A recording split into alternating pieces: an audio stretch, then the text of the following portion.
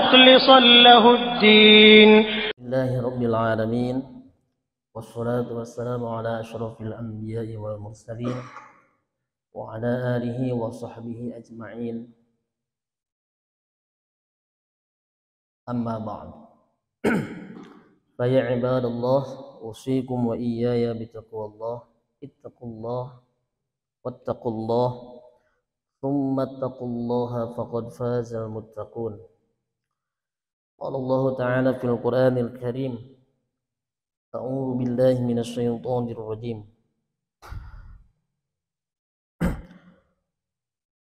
ومن يعظم شعائر الله فإنها من تقوى القلوب. Al-ayah. Hadirin jamaah salat subuh rahimakumullah, puji dan syukur senantiasa kita panjatkan, kita ungkapkan zat Allah Rabbul Izzati, Allah yang maha suci dan Allah yang maha luhur, dengan ungkapan alhamdulillahi rabbil alamin. Di pagi hari ini kita berjumpa kembali qadarullah di Ahad pekan kedua dan masih berada di bulan Zulhijjah, bahkan sudah memasuki pekan terakhir bulan Zulhijjah. Salawat serta salam senantiasa kita sampaikan, kita baca, kita perbanyak membacanya. Semoga terus Allah limpah curahkan untuk habibana wa nabiyana Nabi sampai suruk nanti, maka dia mendapatkan fadilah haji, bahkan fadilah umrah sebagian mengatakan. Secara fadilah mudah-mudahan insyaallah sampai beberapa menit ke depan kita akan melanjutkan apa yang sudah kita bahas. Wabil khusus di pekan yang kedua ini berkenaan dengan tematik. Insyaallah kita akan lanjutkan.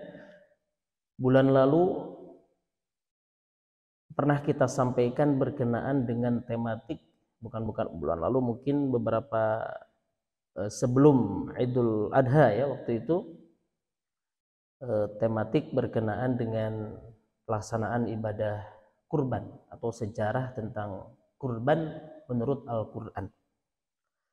Hadirin yang dirahmati Allah rahimakumullah, seringkali kita mendengar kalimah syiar. Dan ini syiar ini bahasa Arab mufrad ya.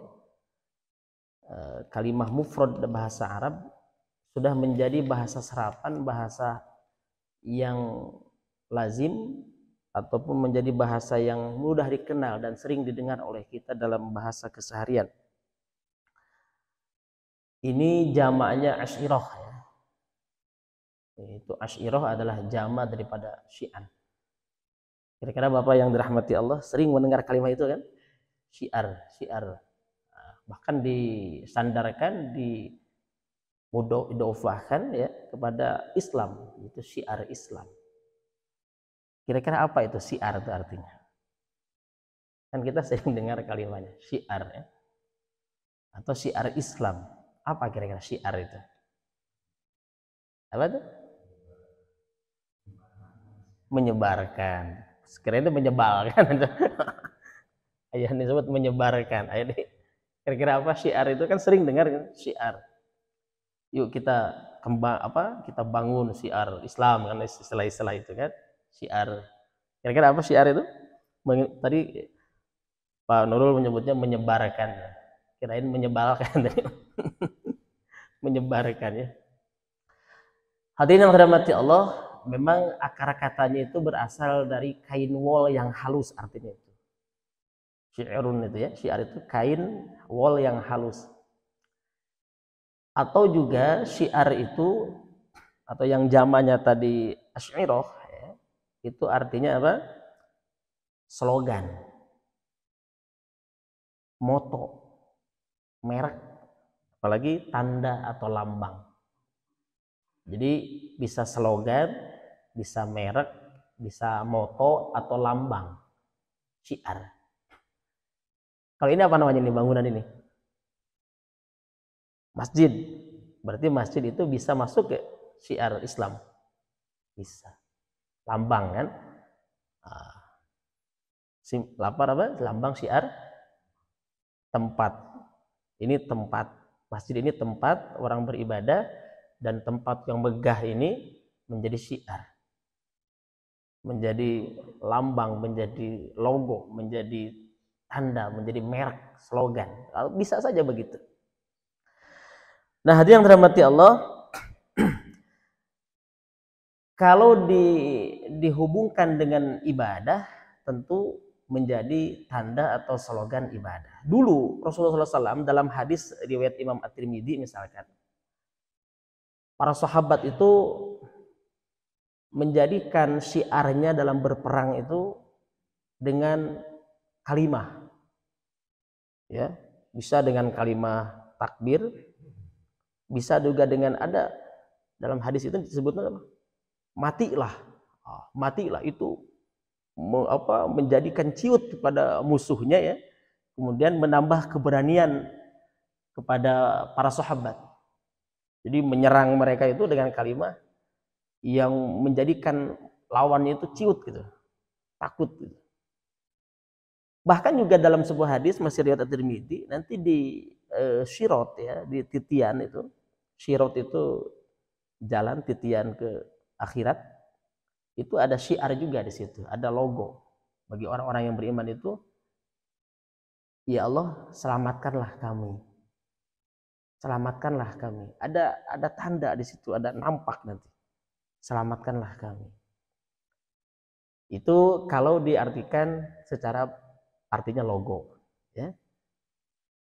Hadirin yang dirahmati Allah, atau juga kalau kita diartikan sebagai lambang, ya, kebesaran Islam, syiar Islam, bisa masjid tadi, ya, salah satunya. Kalau kita merujuk kepada Al-Qur'an, misalkan di sini ayat 30 surah Al-Hajj. Ayat 30 surah Al-Hajj, ya.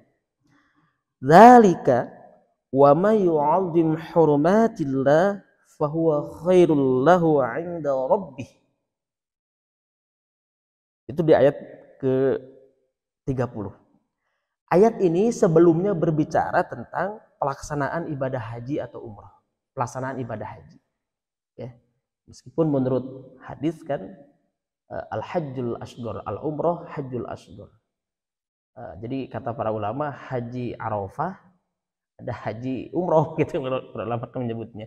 Karena menurut ayat ini Allah hanya memanggil kepada Nabi Ibrahim alaihissalam, bahkan panggilan ini disebutkan dalam tafsir-tafsir klasik itu 3000 tahun yang lalu, Pak.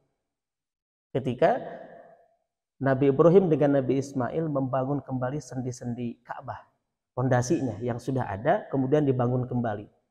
Ini mumpung masih di bulan Zulhijjah, ya, para haji kan sudah pada pulang kemarin beberapa hari yang lalu, mulai hari Selasa kalau tidak salah, sudah sekian ribu lebih, ya, yang sudah kembali ke Indonesia. Dan jamaah kita pun, alhamdulillah, ya, guru kita di antara pengajar kita di Mukhlisin Lahuddin, Pak Ustadz Nasai pun kalau tidak salah sudah pulang, ya. Sudah, ya, atau mungkin masih di penginapan asrama mungkin, ya. Sudah di rumah, alhamdulillah. Nah, hadirin yang dirahmati Allah, disebutkan dalam kitab-kitab tafsir klasik itu ketika Nabi Ibrahim dengan Nabi Ismail selesai membangun fondasi sendi Ka'bah, fondasinya sudah pernah ada, kemudian dibangun kembali, Allah menyuruh kepada Ibrahim. Ibrahim, kata Allah, itu diwariskan dalam kitab tafsir klasik, panggillah manusia untuk hadir datang ke Baitullah, datang ke sini. Kata Nabi Ibrahim, ya Rob, bagaimana aku memanggilnya? Mereka tidak akan mendengar panggilanku. Lalu diceritakan bahwa Nabi Ibrahim naik ke atas bukit, yang akhirnya bukit ini disebut sebagai Bukit atau Jabal Abi Qubais. Hari ini dibangun, di atasnya itu ada istana raja. Di samping Sofa, di samping Bukit Sofa itu ada istana raja. Bahkan juga para tamu-tamu penting nginapnya di situ, kayak presiden atau tamu negara penting kalau umroh haji itu di situ nginapnya, di Mekah itu, menurut teman-teman yang tinggal di sana. Nah, lalu panggilan Nabi Ibrahim itu diabadikan oleh Allah dalam Al-Quran, masih surah Al-Hajj ayat sebelumnya, ya, yaitu ayat sebelumnya, ayat ke-27. Sebelum nanti berbicara tentang ayat ke-29, ayat ke-30 dan 32 nanti tentang syiar Allah. Wa'adzim finnas, panggillah manusia wahai Ibrahim, kan gitu. Jadi kalimatnya umum, Pak. Ibrohnya umum, finnas, manusia. Artinya tidak ada sekat di situ. Manusia siapa saja. Mau yang kulit hitam, yang kulit putih, yang melotot, yang sipit, gitu kan? Yang tinggi, yang pendek, benua Asia, benua Amerika, benua apapun, dimanapun berada, panggillah manusia. Bil hajj, al hajj itu menurut para ahli bahasa, hajj itu adalah al-qasdu, kan? Sengaja atau mengunjungi. Bil hajj, untuk berkunjung, untuk datang. Sehingga orang-orang yang datang ke sana, kapanpun datangnya, itu orang Arab memanggilnya haji. Haji, haji, karena secara bahasa orang yang berkunjung, yang datang ke sana, ke Baitullah, itu disebutnya apa? Haji. Jadi kalau yang pulang sebetulnya tidak dipanggil haji, gitu. Tapi sudah haji gitu kan. Kalau yang pulang, tapi tidak masalah, kan namanya juga bahasa. Jadi kebudayaan kita Indonesia. Kalau yang sudah kembali ke tanah air, kalau haji itu yang datang ke sana disebut oleh orang sana gitu. Haji, orang yang datang bertamu ke Baitullah. Nah, orang yang sudah pulang dari sana itu yang sudah haji berarti, kan. Tapi kita menjadi panggilan keseharian haji. Tidak masalah karena bahasa itu arbiter, kan, kesepakatan mana suka, menjadi budaya panggilan itu. Nah, dia yang dirahmati Allah, bil ya'tuka, mereka atau dia datang kepadamu, manusia datang kepadamu. Ini datangnya itu kepada Ibrahim apa kepada Baitullah? Secara bahas atau secara harfiah artinya datang kepada Ibrahim, tapi maknawi maksudnya apa? Datang mengunjungi Baitullah. Karena Nabi Ibrahim memanggil dari Baitullah. Karena Nabi Ibrahim pada waktu itu menjadi atau satu-satunya orang atau nabi pada waktu itu bersama dengan Nabi Ismail yang hadir di tempat itu dan menjadi pemanggilnya dan manggilnya dari sekitar Baitullah. Rijalan wa ala kulli dhamir, pertama ada yang berjalan kaki. Biarkan mereka datang kepadamu Ibrahim berjalan kaki, rijalan wa ala kulli dhamir, naik kendaraan unta yang kurus. Nah, sehingga ada ulama mentafsirkan berarti mampunya yang diusahakan. Sebab pada waktu itu ada yang berjalan kaki, bahkan juga ada yang naik kendaraan yang biasa saja, seperti unta yang kurus pada waktu itu. Ya'tina min kulli fajjin 'amik, mereka akan datang dari segala penjuru bumi, penjuru dunia, 'amiq. Nah, hadirin yang dirahmati Allah, mengapa Allah memanggil itu? Mengapa Allah memanggil manusia? Atau lewat Ibrahim yang diabadikan oleh Allah dalam Al-Quran surah Al-Hajj ayat 27 ini. Tentu salah satu tujuannya adalah liyashhadu manafi'a lahum wa yadhkuru smallaha fi ayyamin ma'lumat. Kembali kepada tadi, mengagungkan untuk menyaksikan di antaranya apa? Syiar Allah, lambang kebesaran Allah. Atau syiar Islam adalah Baitullah. Oleh karena itu, kalau hari ini ya ada pemikir-pemikir yang kebablasan dengan dalih kebebasan berpikir lalu liberalisme atau dia kebebasan ya sekularisme misalkan, atau dia kebebasan berpikir lalu menjadikan contoh ya dalam syiar Allah Idul Adha misalkan. Kan Idul Adha, sholat sunnah Id di lapangan, itu syiar. Itu tanda, itu lambang kebesaran Islam. Makanya sunnah dilakukan di lapangan. Kemarin kita di lapangan sebagian, di masjid sebagian. Kurban pun demikian. Kalau berpikirnya logis saja, pakai akal, Pak, sapi harga 25 juta. Daging jadi 120 kilo, kayak di 120 kilo. Ku 150.000 sekilo, cuma 18 juta kan, terus ya kan? 10 kilo 15 juta, Yang 20 kali ini ya kurang lebih dapat sekituan kan? Itu sampai 20 juta, Pak. Kalau orang pakai akal, hanya pakai logis, harus beli ke pasar 25 jutaan. Kebagikan ke masyarakat. Kalau menurut akal, menurut logik, akal saja gitu kan, mana lebih banyak dagingnya? Beli kan? Tuh kudu capek-capek, ngareca, tidak perlu kotor-kotoran kan gitu. Tapi syiar Allahnya akan hilang, bahkan syariatnya akan hilang. Syariat kurbannya akan hilang. Nah hari ini ada orang yang begitu, Pak, mulai berpikirnya begitu. Haji ngapain? Umroh ngabis-ngabisin uang ke tanah suci jauh-jauh. Indonesia aja masih tanah suci. Ah ini hati-hati, Pak. Gitu. Kan orang berpikir begitu.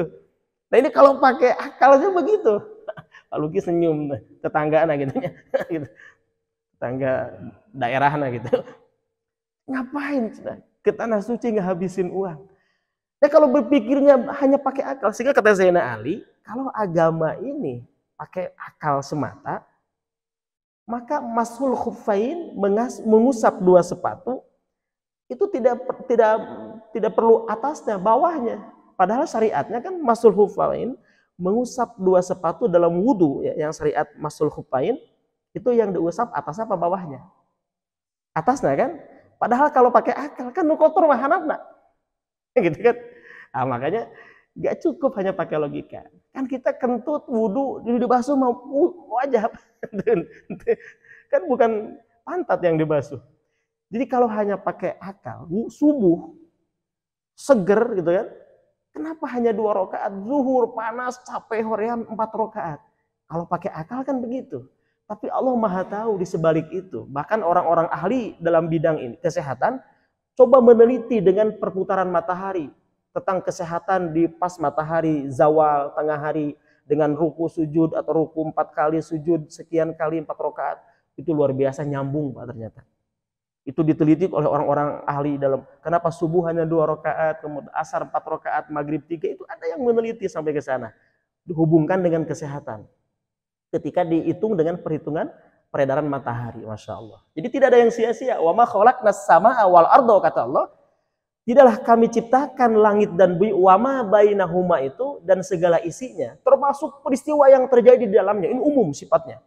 Laibin, main-main. Aku tidak main-main. Semua Allah ciptakan dengan perencanaan, dengan pelaksanaan, kemudian dengan sesuatu hikmah yang luar biasa di dalamnya. Tidak ada yang sia-sia. Bahkan hatta sekalipun kan, hal-hal yang kecil sekalipun. Jadi tidak ada yang tanpa dengan perhitungan Allah. Jadi kalau hanya pakai logika saja, maka syiar Islam hilang, bahkan syariat bisa hilang.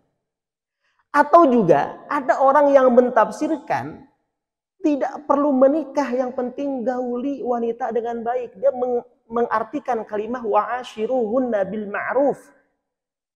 Dan pergaulilah para wanita dengan baik, asal dilakukan dengan cara baik, untuk kawin. Astagfirullahaladzim. Dia tidak mengambil ayat yang lain. Itu ada nyata, Pak. Dia bacanya Al-Quran sama. Hanya mentafsirkannya dengan nafsu. Dengan akal. Akalnya nafsu dia. Kalau manusia kan nafsu, bukan wahyu. Sedangkan Rasul saja, wa ma yantiqu anil hawa in huwa illa wahyuha. Sedangkan apa yang disampaikan oleh Rasulullah SAW adalah malaikat dari wahyu. Rasul pun berpikir dulu, sejenak dulu. Ketika mau menyampaikan apa sahabat bertanya, Rasul itu diam dulu, Pak. Menunggu dulu wahyu. Banyak. Seperti wanita bertanya seorang ibu-ibu, ya Rasulullah, suami saya galak atau gini-gini. Rasul diam dulu, tidak langsung memutuskan. Langsung turunlah ayat, kan begitu. Nah, ini hari ini ada yang demikian. Kebablasan, Pak Peternya. Kalau demikian itu berbahaya. Nanti syiar pernikahan. Kenapa Rasul menganjurkan aulim walau bisatin, misalkan dalam pernikahan, ya. Adakan walimah meskipun hanya dengan 1 ekor kambing atau hanya dengan 1 ekor, itu bisa diartikan juga seekor kambing atau juga hanya 1 kaki kambing gitu. Syiar kan? Atau minimal hanya keluarga besar saja. Tahu tetangga. Ini menunjukkan bahwa tidak cukup hanya akad itu dilakukan berdua. Nah, karena sekarang sudah ada muncul, Pak. Cukup transaksi katanya berdua saja. Lalu perlakukan dengan cara baik. Lalu dia mengambil ayat wa'ashiruhunna bil ma'ruf, dan perlakukanlah mereka para wanita dengan cara yang baik katanya. Asal dipika asih dipikanya waluki sauratnya. Ngeus kan halal itu nah, gitu. Atau enak bisa ganti-ganti. Kan dia pikanya malah laki begitu menyebarkan kasih sayang. Allahu Akbar. Ini kalau hanya pakai nafsu, pakai akal semata akan kacau. Hadirin yang terhormat, ini sengaja saya sampaikan untuk melihat fenomena-fenomena sekarang, orang-orang yang mengaku di bidang agama atau mengaku muslim itu berbahaya, bahkan menyesatkan anak-anak sekarang. Terutama juga pengikut-pengikut yang sangat fanatik, itu berbahaya. Pemikiran-pemikiran demikian kalau tidak berlandaskan kepada wahyu, tidak berlandaskan kepada syariat yang benar, tidak berlandaskan kepada Al-Quran dan Sunnah dengan pemahaman para ulama yang benar, maka akan diartikan, dimaknai dengan sekeinginan nafsunya atau sekemauan nafsunya.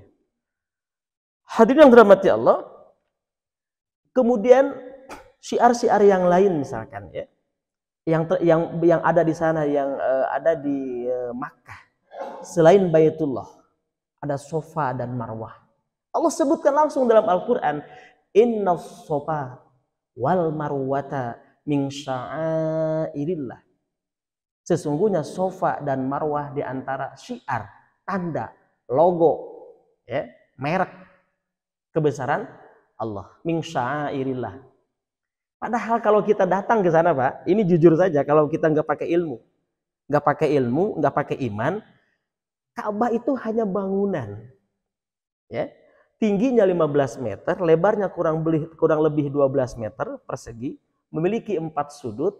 Lalu ada dimulai dari sudut Hajar Aswad karena ada Hajar Aswadnya.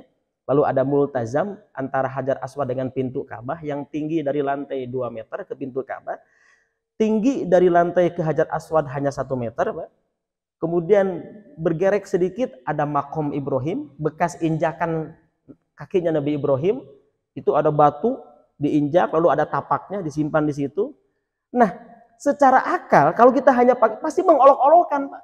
Makanya tidak salah, wajar ada orang murtad dulu, murtadin yang matinya lidahnya keluar tadi kan, yang seperti orang digorok matinya, kan dia murtadin. Dia asalnya muslim, udah umroh, udah haji bahkan katanya. Dia memperolok-olokkan. Dia katakan itu permainan anak kecil katanya. Ngapa-ngapain? Siapa namanya? Ali Mahrus ya. Sudah mati dia sekarang. Itu memperolok-olokkan, saya lihat videonya. Ya, itu orang Islam tuh bodoh katanya, apa? Keliling-keliling kayak itu permainan anak kecil kata dia kan. Apa kata dia? Lalu membawa batu ngelempar-lempar apa? Makanya kalau hanya pakai akal nggak nyambung.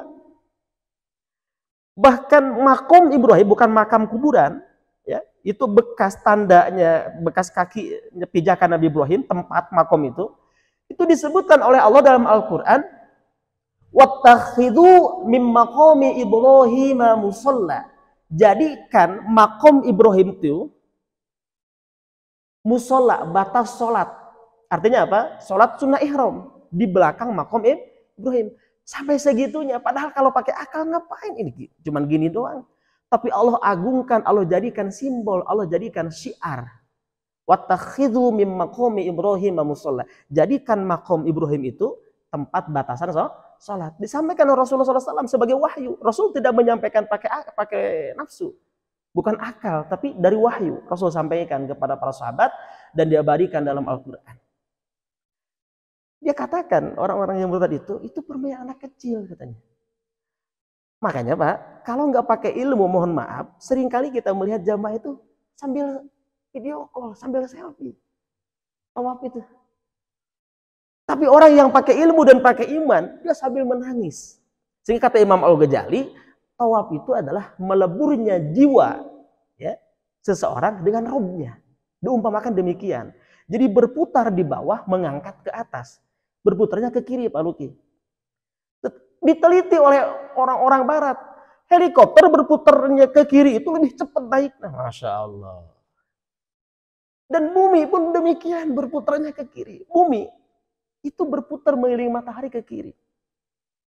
Kita punya wastafel, bolong Pak, wastafel. Tumpahkan air tanpa diperintah, berputarnya ke kiri. Si air apa namanya itu yang suka ada bolong tengahnya tuh. Kalau ada danau kan bolong, ada lubang, apa namanya itu? Air yang apa? Pusaran air itu tanpa diperintah Pak, muternya sama ke kiri. Dan kita kalau bawa motor belok itu lebih enak ke kiri, lebih ringan ke kiri. Lalu kita tukang ya itu lebih ringan ke kiri. Nggak bisa melawan ke kanan berada kaku atau Pak. Saya ini nggak tahu kalau bapak-bapak. Kalau bawa motor ngebut ada belokan ke kiri itu lebih mudah. Belokannya itu dibandingkan tanya Valentino Rossi kalau nggak percaya. Gitu. Bapak yang dirahmati Allah, ini nggak bisa dibantahkan Pak. Semua adalah sunnatullah. Syiar-syiar yang muncul itu adalah sunnatullah, ketetapan Allah. Gak bisa manusia. Orang pintar dan berilmu serta beriman, orang berilmu dan beriman mengkajinya sampai ke sana. Dia akan mengatakan ma khalaqta hadza batila. Tidaklah engkau ciptakan apapun ini dengan sia-sia. Semua bisa dilogikakan akhirnya, tapi diimani dulu.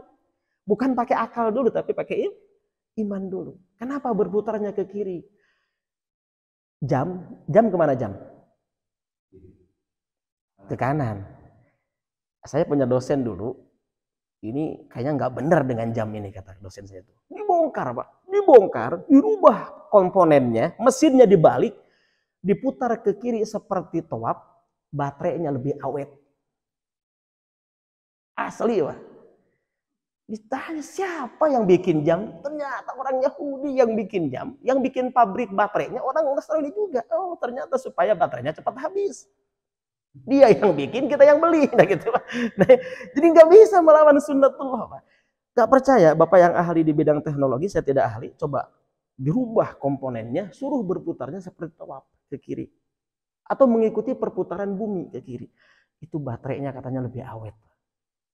Baterainya lebih awet. Saya dulu ada dosen menyampaikan demikian untuk saya coba katanya. Ini katanya nggak sesuai dengan sunatullah katanya di Aroma. Ternyata berputar ke kiri.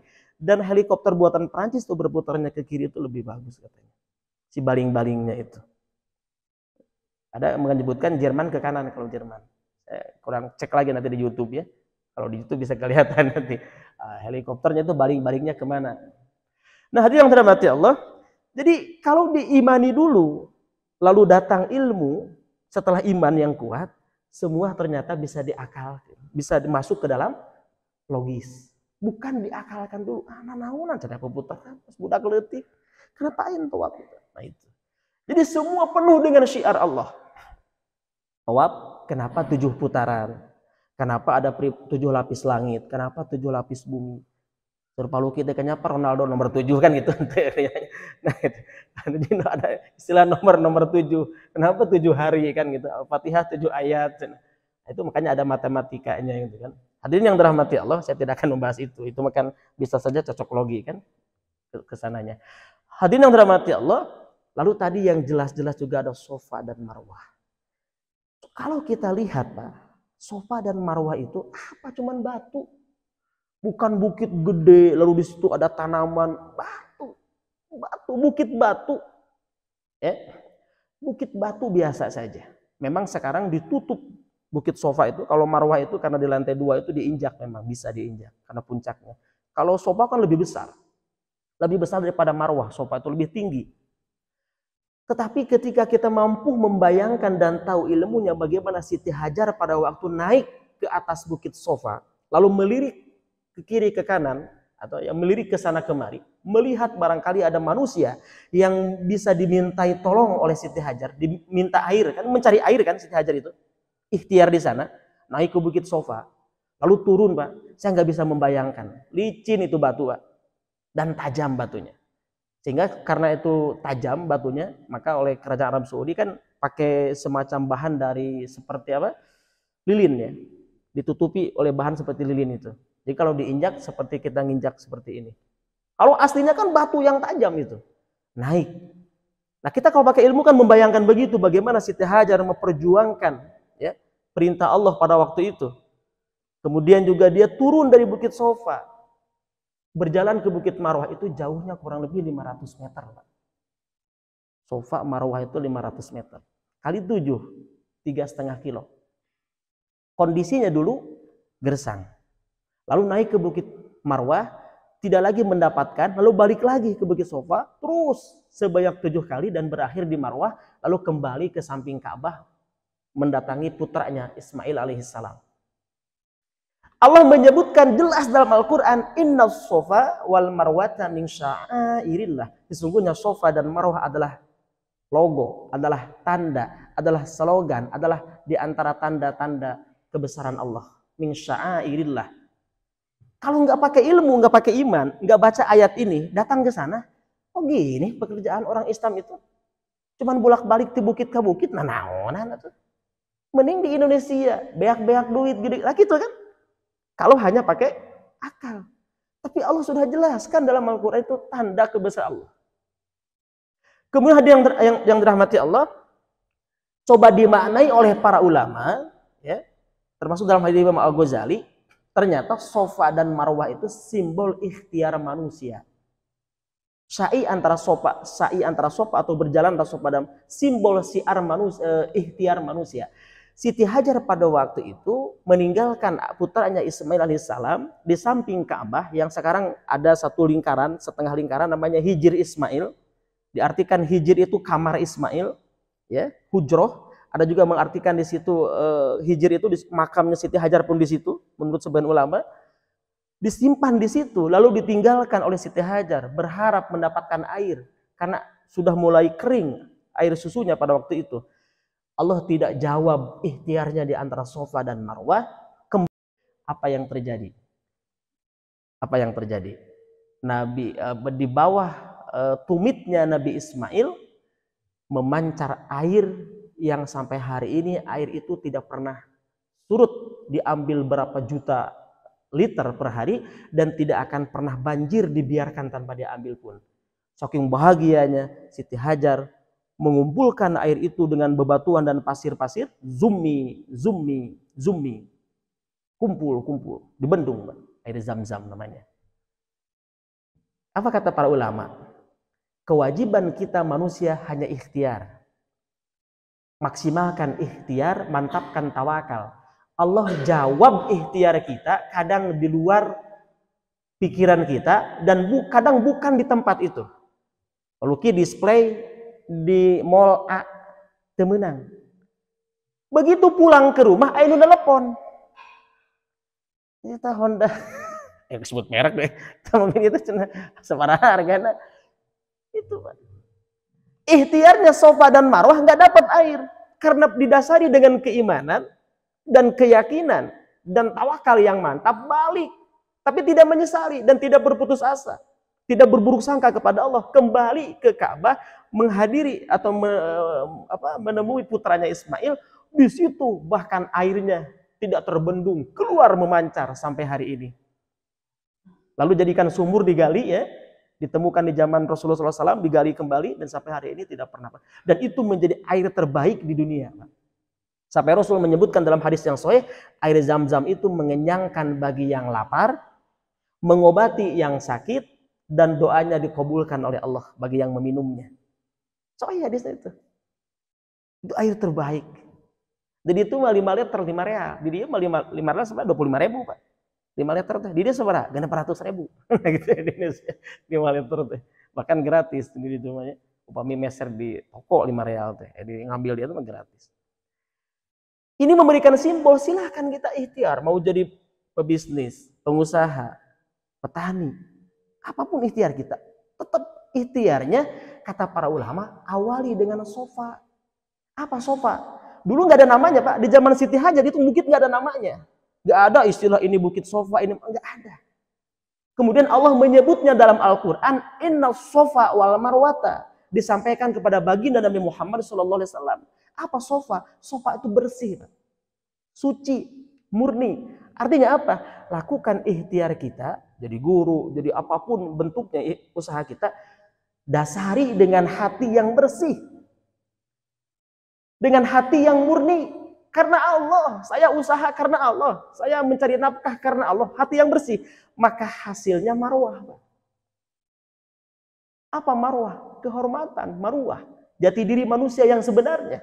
Kemuliaan. Oh jadi petani silahkan jadi petani yang beriman. Hasil taninya berangkat ke Mekah soal di kampung. tani penghasilan teu sabaraha, rumah ge biasa saya. Haji di lembur ngarabring atuh di kampung. Da keur melak teh bismillah hayang ziarah kan gitu. Maka awali dari sofa, apapun bentuknya ikhtiar silahkan.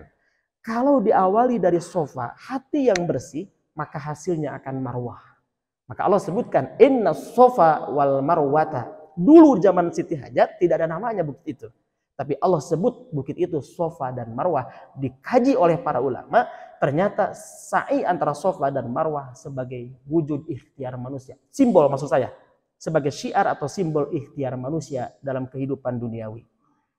Silahkan mau apapun ikhtiar kita, tidak dibatasi dan dihalangi oleh Islam selama benar.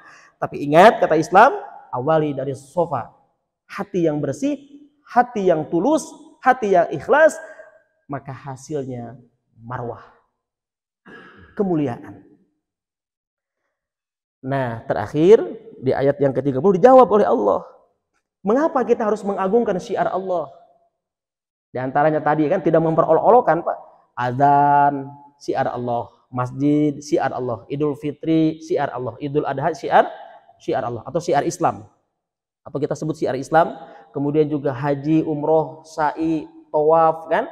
Wukuf di Arafah, jumroh Aqobah, jumroh Jamarot, baik Aqobah, baik Ula, Wustu atau Aqobah, disebut Jamarot, 3 kali ngebalang. Itu semua syiar. Dasarnya dengan iman. Maka kata Allah, wa may yu'azzim hurumatillah, barang siapa yang mengagungkan di ayat ke-30 ya. Demikianlah perintah Allah, dan barang siapa mengagungkan apa yang terhormat di sisi Allah, hurumat, maka itu lebih baik baginya di sisi Tuhannya. Dijawab kembali di ayat berikutnya di ayat ke-32, wa may yu'azzim sya'airallah fa innaha min taqwal qulub, dan barang siapa yang mengagungkan ya syiar atau simbol-simbol Allah ya, maka sesungguhnya itu timbul min taqwal qulub, dari hati yang ketakwa atau dari ketakwaan hati. Jadi nggak bisa kalau nggak bertakwa, kalau nggak beriman, hewan kurban akan dipakai logika. 25 juta, 120 kilo, mending beli daging, nah gitu kan. Itu pakai logika gitu kan. Akan tidak bisa kalau nggak pakai takwa, Pak, manggil iman. Jauh-jauh ke Mekah, ke Madinah, kukurilingan, ngalung-ngalungkeun batu, nanaonan. Nah, itu kalau nggak pakai iman, nggak pakai takwa.